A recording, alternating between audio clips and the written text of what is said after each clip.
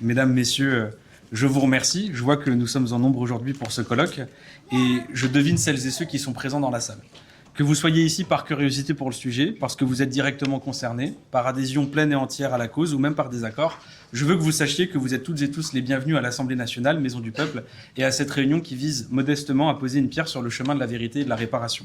Ce colloque veut discuter et, je l'espère, mettre en avant la demande de commission d'enquête que j'ai déposée en lien avec les collectifs de concernés afin de faire la transparence sur le scandale de l'adoption internationale.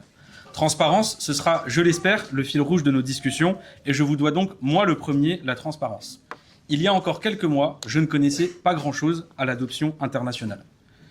Je me suis intéressé au sujet car un ami me l'a demandé. Cet ami m'a dit « Louis, j'ai été adopté à l'international. Je me suis intéressé à mes origines, mais ce n'est pas de moi dont je veux te parler. Je veux te parler des autres. Je veux te parler de ces gens, parce que ce ne sont plus des enfants, ce sont des adultes maintenant. Je veux te parler de ces gens qui ont été adoptés à l'international et qui ont découvert que leur histoire, l'histoire qu'on leur avait racontée sur leur vie, sur leur enfance, sur leur adoption, n'était pas la vérité. Je veux te parler de ces gens qui ont découvert que lorsqu'ils étaient bébés, ils ont été kidnappés sous la dictature de Pinochet. La mère accouchait, on lui faisait croire que le bébé était mort. Elle signait les papiers sans les comprendre, puis les bébés étaient adoptés à l'international. Les avocats et les magistrats qui faisaient tourner ce système falsifiaient les documents des enfants, ils prenaient des honoraires, on disait aux enfants que les parents étaient morts, mais ce n'était pas le cas. Ils ne sont pas seuls. Certains ont découvert qu'ils étaient nés dans les fermes à bébés du Sri Lanka. D'autres ont appris qu'ils avaient été achetés au Guatemala, que leurs parents avaient été trompés en Éthiopie, qu'ils avaient été kidnappés puis revendus depuis le Mali, ou que leur abandon avait été organisé sous la contrainte au Vietnam. En Corée du Sud, beaucoup ont retrouvé des dossiers falsifiés, des identités modifiées, des origines effacées. Au Cambodge, certains ont compris qu'ils avaient tout simplement été vendus. Mesdames, messieurs, je ne suis pas exhaustif. Mais ce sont autant de trajectoires qui racontent une même histoire. Celle d'enfants arrachés à leur famille, puis deuxième violence, celle d'enfants et d'adultes qui sont privés de leur véritable identité. J'aimerais vous dire que ce sont des cas marginaux, mais ce n'est pas le cas. Sur 120 000 adoptions internationales entre 1960 et 2023, les cas que je vous ai cités peuvent se compter par milliers. Oui, c'est vrai, c'est une approximation. Oui, c'est vrai, nous n'avons pas de chiffre officiel. Nous pourrions le savoir. Ce serait un travail long, ce serait un travail fastidieux. Et encore, nous ne saurions pas tout. Mais nous avons des points d'appui pour découvrir la vérité. Par exemple, les ambassades. Elles savaient ce qui se passait. Des archives montrent que, dès les années 1980, des diplomates ont alerté sur les irrégularités. Il n'y a pas eu de réponse, les alertes se sont accumulées et ces adoptions ont continué. Voilà pourquoi je refuse de parler de cas marginaux quand il s'agit de parler de l'adoption internationale. C'est un problème systémique. Dans les pays du Sud global, il y a eu des intermédiaires, des institutions, de véritables réseaux criminels qui ont profité de la pauvreté et de l'instabilité politique pour obtenir des enfants. Les parents biologiques ont été trompés, les documents ont été falsifiés, les identités effacées. Et n'oublions pas que les situations politiques et économiques des pays du Sud global sont une continuité de l'histoire coloniale dont les pays du Nord portent la responsabilité. Pendant ce temps, dans les pays du Nord, une demande existe. Une demande d'enfants adoptables. Une demande suffisamment forte pour que les alertes aient été reléguées au second plan. C'est là qu'apparaît la dimension profondément coloniale et impérialiste de ce système. Les flux vont toujours dans le même sens. Des enfants quittent les pays les plus pauvres pour rejoindre les pays les plus riches. Les familles du Sud sont jugées incapables d'élever leurs propres enfants, tandis que les familles du Nord sont présentées comme la seule solution. La pauvreté devient un motif de séparation. Les liens familiaux, les cultures, les identités des pays d'origine sont considérés comme secondaires face au désir et au pouvoir des pays d'accueil. Derrière le langage de l'humanitaire et du sauvetage se cache une hiérarchie implicite entre ceux qui auraient le pouvoir de protéger et ceux qui seraient condamnés à être protégés. Voilà pourquoi ce n'est pas seulement une histoire d'adoption, c'est aussi une histoire de pouvoir. Quelles sociétés peuvent être riches? Quelles sociétés doivent être pauvres? Le pouvoir de décider quels enfants doivent partir, quels enfants doivent rester. Quels enfants ont accès à l'égalité des droits? Quels enfants vivront dans l'inégalité? Le pouvoir de légitimer. Quelles familles comptent? Quelles histoires peuvent être entendues?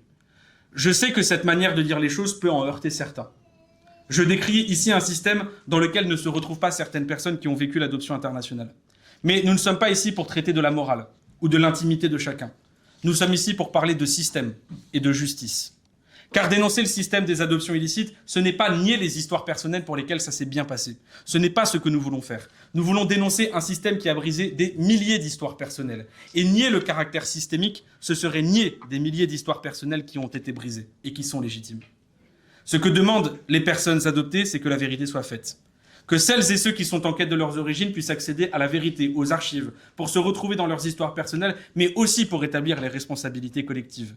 celle des acteurs malhonnêtes qui ont trompé les familles, ont profité d'un système de prédation néocoloniale, mais aussi des institutions qui ont fermé les yeux et qui ont participé. Et, mesdames, messieurs, il y a urgence. Les preuves disparaissent à mesure que le temps passe. Celles et ceux qui ont participé à ce système et celles et ceux qui ont fermé les yeux dans les gouvernements et les ambassades nous quittent sous l'effet du temps. Plus nous attendons, plus les responsabilités et les mémoires s'effacent. Voilà pourquoi nous avons écrit cette demande de commission d'enquête avec le collectif AJR et l'association IAM. Nous avons en mémoire la commission d'enquête qui avait été proposée par la députée socialiste Valérie Rabault et qui devait être votée à l'Assemblée nationale. Malheureusement, le vote devait avoir lieu 9 jours après la dissolution surprise du président de la République Emmanuel Macron, et cela n'a plus jamais été remis à l'ordre du jour, puisque Valérie Rabault n'a pas été réélue. Tous les présidents de groupes hors extrême droite avaient soutenu la demande de cette commission d'enquête. Je forme le vœu que les présidents de groupe réitèrent leur signature, et ce colloque est l'occasion de faire passer le message. Le rapport interministériel sur l'adoption internationale demandait une commission d'enquête indépendante, et puisse l'Assemblée nationale organiser une commission d'enquête parlementaire afin d'obtenir la vérité, la justice, la réparation. C'est à ça que nous servons parlementaires. Il ne s'agit pas de ma commission d'enquête.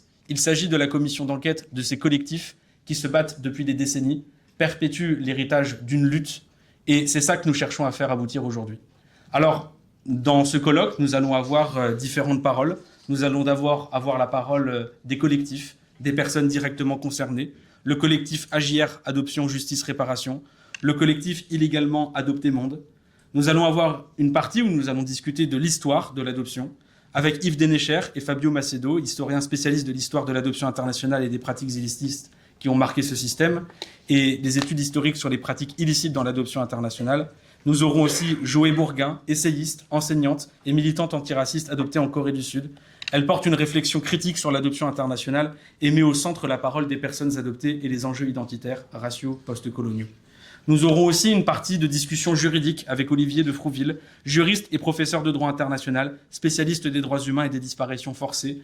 Nous aurons aussi WJ Avocat et Veil et Associés, présenté donc avec Maëlys Renous à Milan, un cabinet d'avocats qui assiste des personnes adoptées dans le cadre des procédures pénales et qui vise à faire reconnaître les faits dont elles sont victimes au titre de l'adoption internationale illicite.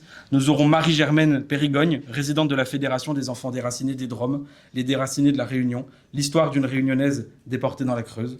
Puis nous aurons une partie institutionnelle avec Monique Limon, ancienne députée, éducatrice spécialisée et spécialiste des politiques de protection de l'enfance, à l'origine de la réforme de l'adoption de 2022 et présidente du Conseil national de l'adoption. Nous aurons Yves Tessier d'Orfeuille, chef de la mission de l'adoption internationale. Je tiens à remercier toutes les personnes qui ont choisi de participer à ce colloque. Chacune de ces paroles sera précieuse à la fois pour le combat qui est mené, mais précieuse aussi pour le combat que nous allons continuer de mener jusqu'à avoir cette commission d'enquête qui, je l'espère, sera portée à l'Assemblée nationale. Et puis, après cette commission d'enquête, continuera le combat pour avoir les archives et aussi pour mettre en place toute une série de mécanismes et d'institutions qui accompagneront les personnes qui ont été adoptées à l'international, que ce soit dans des réseaux illicites ou non par ailleurs. Voilà. Merci beaucoup à toutes et tous d'avoir participé à ce colloque, que les discussions commencent et que cette commission d'enquête parlementaire puisse aboutir. Merci à vous.